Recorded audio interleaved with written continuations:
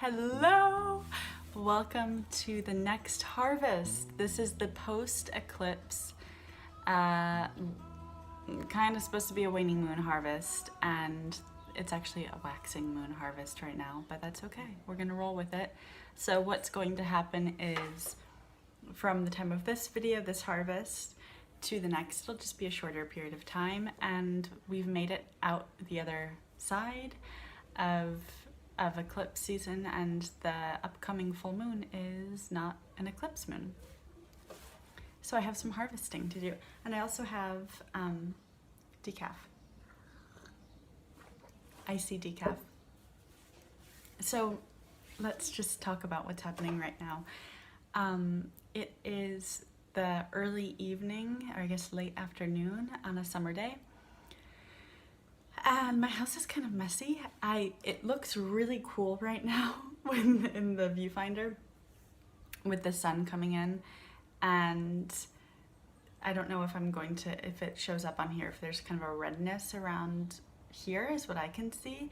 It's the iPhone case cover going over the camera, and my head is blocking a television in this Airbnb that we're in. This is not my place.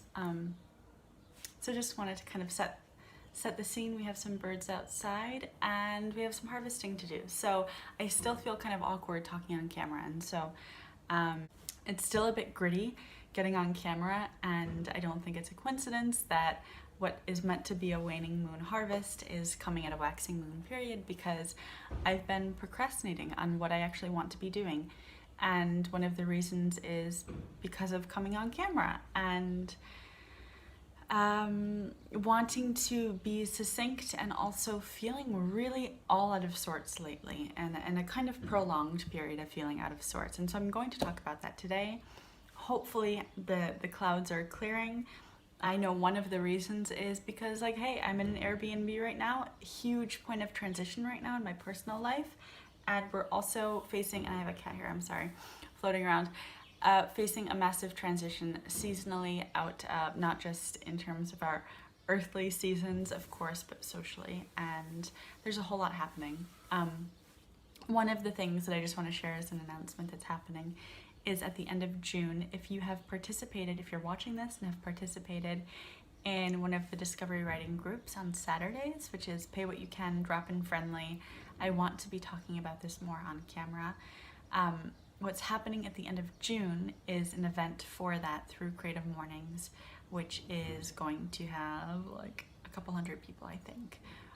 So intense, and maybe that's one reason I've been feeling out of sorts, and maybe that's also another reason why I feel like I'm kind of coming out of it in a certain way, because this is a huge leap for Regarding Do. This is a huge leap in visibility and creative gumption, and in something that I hope to write about for Gentle Musings, or make videos about, which is what has been a long time struggle of feeling free in my voice, in my creative expression. And you know, really it's been hard to get to the heart of what is Regarding Do, and it's strange. I'm looking up here, I need to be looking at the camera. It's strange doing so much studying around business too, and getting comfortable with that, and reading all about finding your niche and your customer avatar, and honing it down, and smallest viable audience, and and all of this is really important and has been clarifying for me.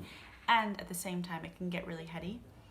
And one of the most mysterious and compelling parts about Regarding Do is that I don't know, and it's unfolding, and this has been a practice of listening and seeing what resonates with others, and seeing what starts to shine even more for myself when I dive into it, and trusting that process of unfolding.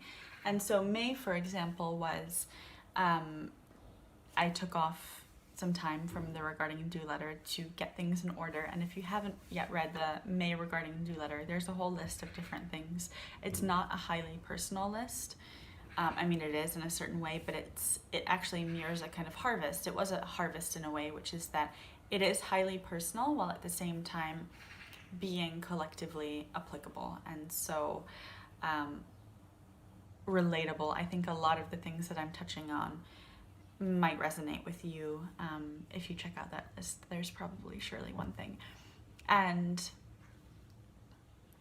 yeah, May was about getting things sorted, getting things in order with regarding to both pragmatically and foundationally, which is something I've been super interested in, and just clarifying my vision for regarding do. And there have been themes that have emerged. I never really consciously know. This is the fun kind of mysterious unfolding, right? Instead of just coming at it from a heady kind of point of view of narrowing down on a certain niche for marketing purposes, like super not my thing, because what I believe is that when we do that, yeah, it might be more profitable, and yeah, you might be able to get into a groove in a certain way. I hope I'm not cringing at this, by the way, in the future of looking back at my stance. But what I really think it does is it also puts on blinders for what's actually happening and how you can actually be in relationship to the project that you're in or to the business that you're in, to actually be in a relationship and think of that as having its own kind of sovereignty. Hiro Boga, I will talk for eons about Hiro Boga. She's a dream to work. Wow, look at that. It's a dream for me to work with her. I'm sure she's a dream to work with. I hope that this is a little manifesting future, but I love Hiro Boga so much, and she goes on and on and on about that piece of being in relationship with the unfolding mystery of your business, and being respectful in that relationship and being humble in that relationship. And it really threw me for a loop listening to her in the beginning and reading all of her stuff, because you can't be in control in the same way, and it's really uncomfortable. And there's the insecure parts around it of what we've been conditioned to think is successful, right? I start to think, well, I'm going to be undisciplined and my whims will get a hold of me and all of these different things. And what I have found in May, none of this, by the way, I have a list. And the decaf just hit. I have a list and none of this is on the list. What I have found in May is that here's a harvest for you too. When you start action by first deeply listening, it actually fosters self-trust. Your whims don't get in control of you, and your impulses and your compulsions, this is a huge one for me, your compulsions don't have their way with you. And your lower faculties of the part of yourself that might say I'm not going to do this, or the kind of rebellious part. I know both of those parts very well within myself. They're not as loud when you actually approach it from listening first before action. And it's really terrifying to do that. And it's confronting because it undermines our kind of illusions of control.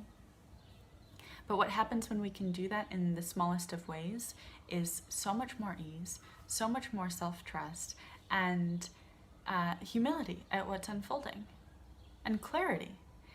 And yeah, that's what I've been sitting in. Yes, so May was a time of, I thought it was a time of getting things in order and building foundations, and it was in certain ways. And so one of these, in terms of, I want to share two actually, in terms of, these are both kind of business oriented, but they're creative oriented too.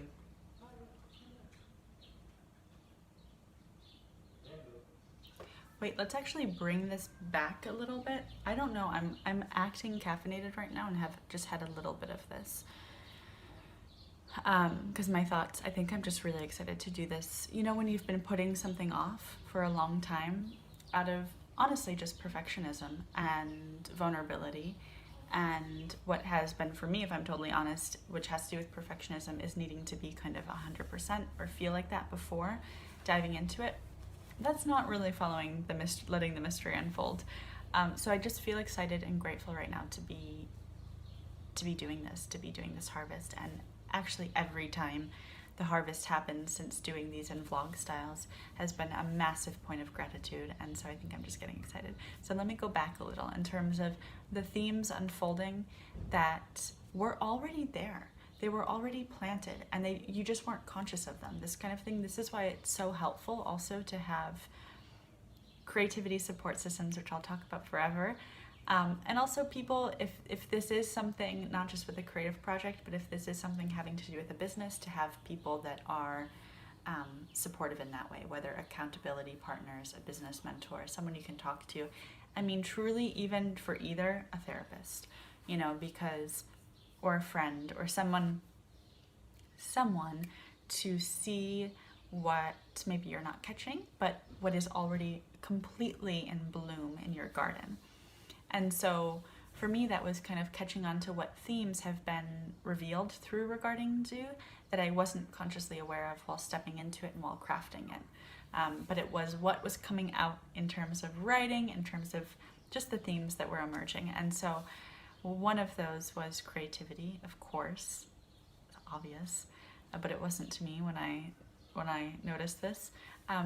Creative gumption, creative vulnerability, creative expression, and in terms of any kind of niche, and I want to talk about this more and more in writing too, but in terms of any kind of niche, I'm really fascinated, and this was before Regarding Do even existed, I'm really fascinated in listening to and serving, creating for people who are some kind of creative being that are not engaging in that medium of creativity. So dancers who are not dancing, writers who are not writing, that has been my main thing, painters who are not painting.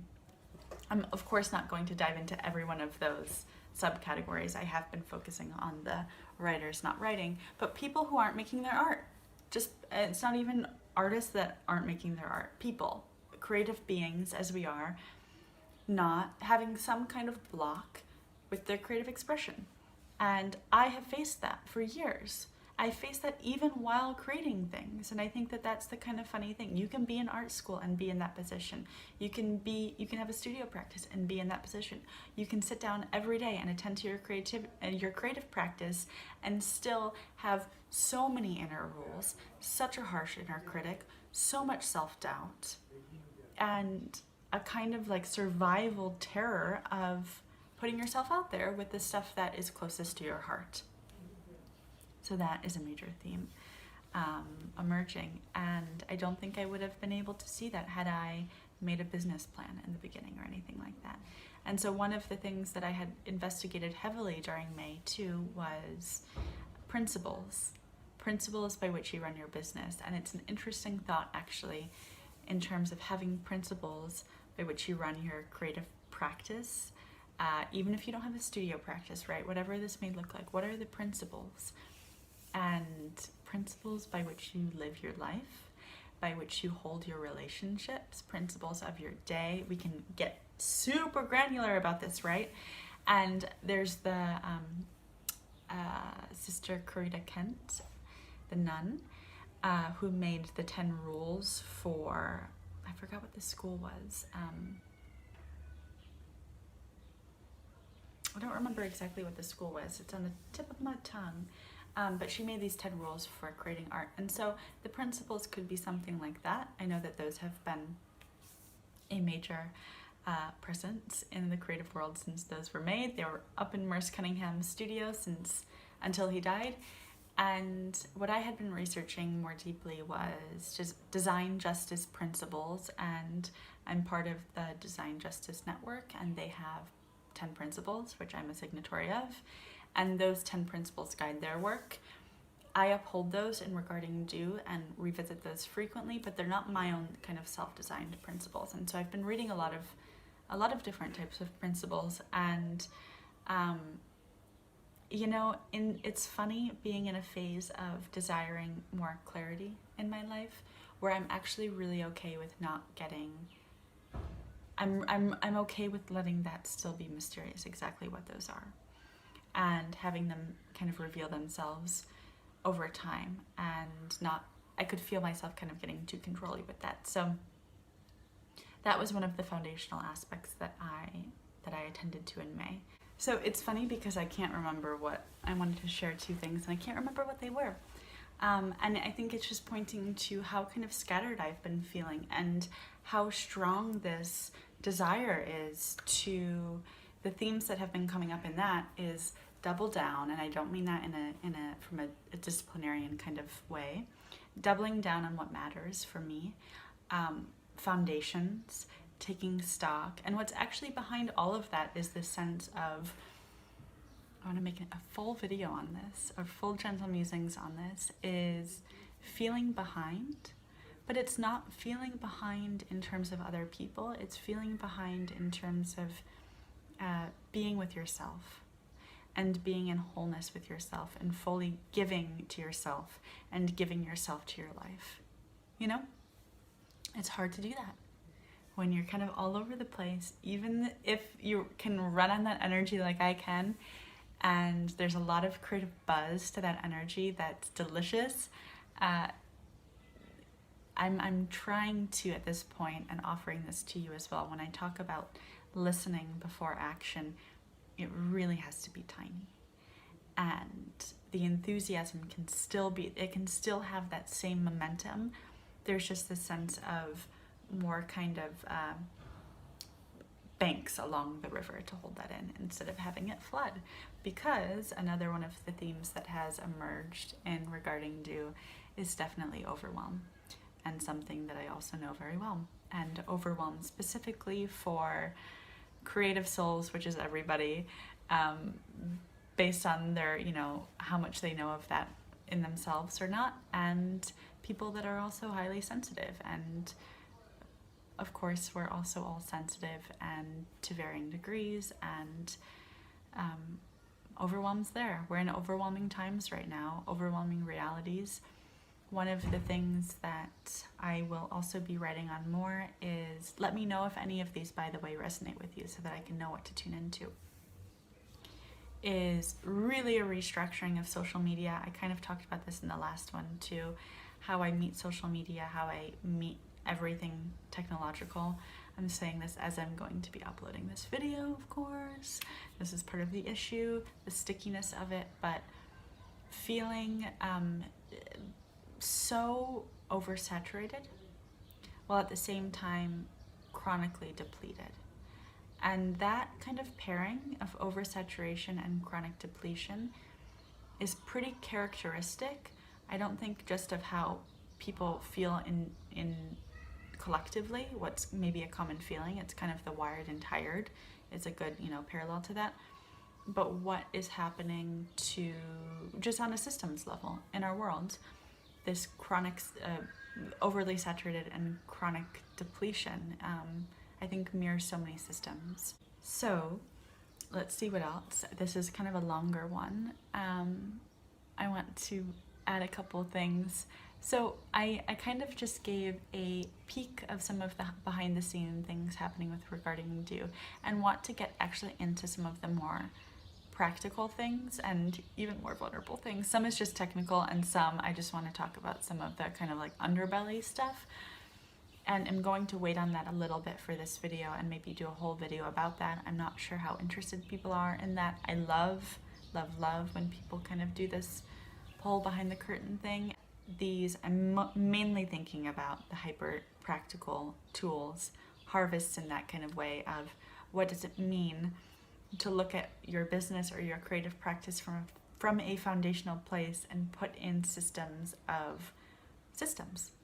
workflows, protocols. I love, as of May, I love protocols, and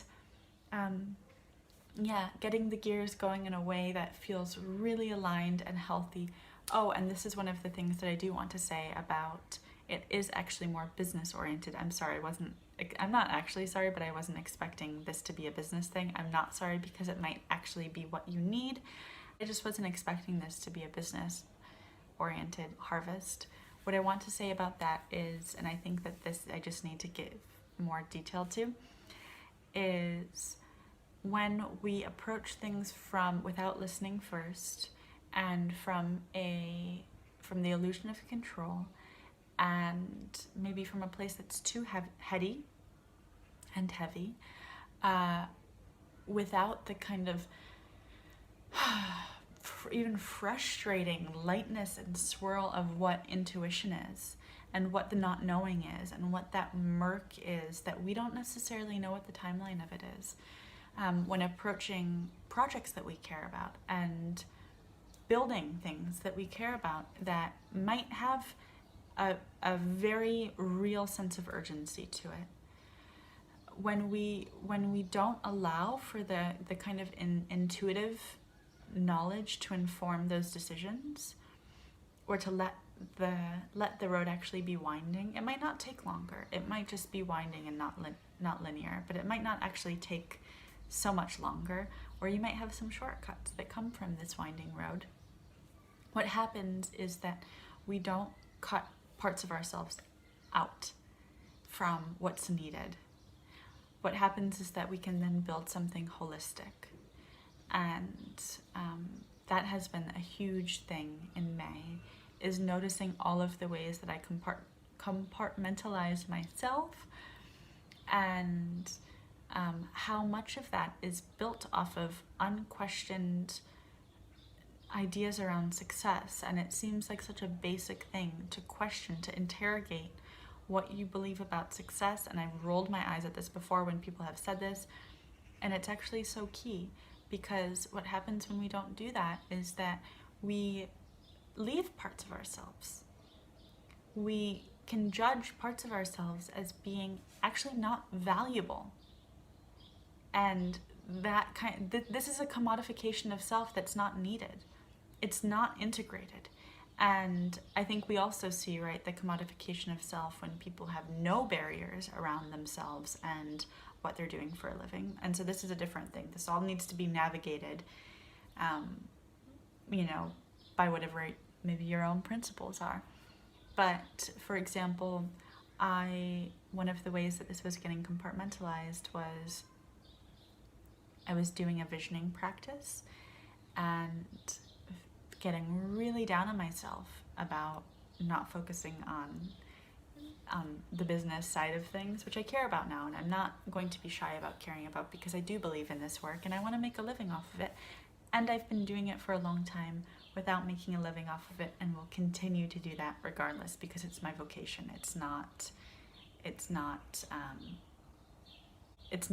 anything else from that. It's my vocation, and I can make money off of my vocation, but primarily that's how it is in my heart. Just the same as I studied painting, and if I were to make money off of my paintings, the kind of cherishing of what that painting practice is has a sacred barrier around it, no matter what, whether the paintings sell or they don't.